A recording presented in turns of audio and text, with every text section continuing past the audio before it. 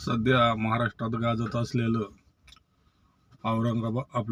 संभाजीनगर, छत्रपती संभाजीनगर या ठिकाणचं तिसगाव प्रकरण मधील कुणाल चांदगुडे व त्याचा पूर्ण परिवार दुर्दैवी त्यांचा अंत झाला. त्याबद्दल भावपूर्ण श्रद्धांजली असं व्हायला नको पाहिजे होतं. पण खरं म्हणायला गेलं तर कोणाला आत्महत्या करायचीच नव्हती. जर त्याला आत्महत्या करायची असती तर आपण नीट विचार करून पाहू. त्याला जर आत्महत्याच करायची असती तर सकाळी 10 ते 2 वाजेपर्यंत तो थांबलाच नसता. आणि 1च्या दरम्यान त्याचे वडील त्याच्यापर्यंत पायी येत होते. पायी येत असताना त्यांनी लांबून बघितलं असतं व आपल्या दिशेने पायी यायला लागलाय तर पटकन एखाद्याने उडी मारली असती. पण ॲक्च्युली त्याला जीव द्यायचा नव्हता. आणि हे उगीच महाराष्ट्रामध्ये, पूर्ण देशामध्ये आयफोनवरून, आणि सध्या तो विषय तसा नाही. त्याला तो आयफोनवरून त्याने जीव दिलेला नसावा असा अंदाज आहे. कारण पहिल्यापासून त्याच्याकडे आयफोन होता आणि सूत्रांच्या माहितीनुसार त्याचे जे वडील आहेत त्याच्या वडिलांचं लव्ह मॅरेज होतं. लव्ह मॅरेज असल्या कारणाने त्याच्या घरच्यांचा काही विरोध होता, म्हणजे कुणालच्या वडिलांच्या घरच्यांचा, आईवडिलांचा, बहिणीचा. तर शक्यतो ते जास्त करून 3-3 महिने त्यांच्या आईवडिलाकडे गावी राहायचे. तर कोणाला वाटायचं की बाबा आपले पप्पा आपल्यापाशी राहिले पाहिजे. आपले पप्पा आपल्यापाशी नसल्यामुळे बरेच काही अडचणी निर्माण होतात.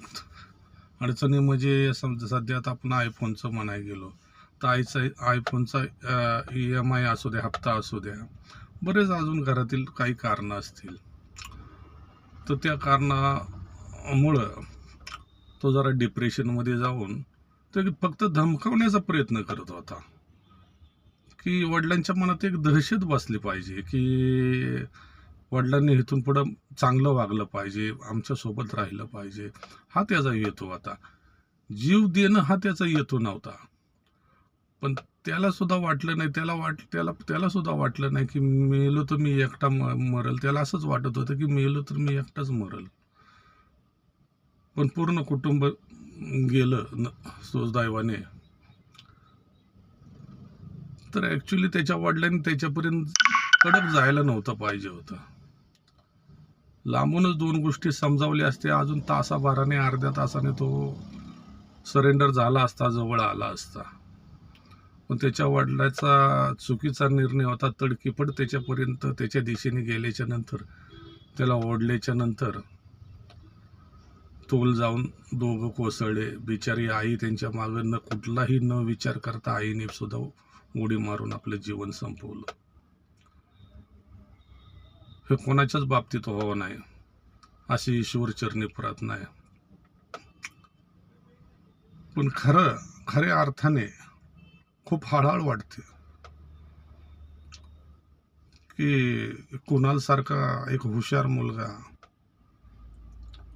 त्याच्या डोक्यामध्ये असं काहीतरी विचित्र आलं आणि तो डोंगराच्या कडेला उभा राहिला.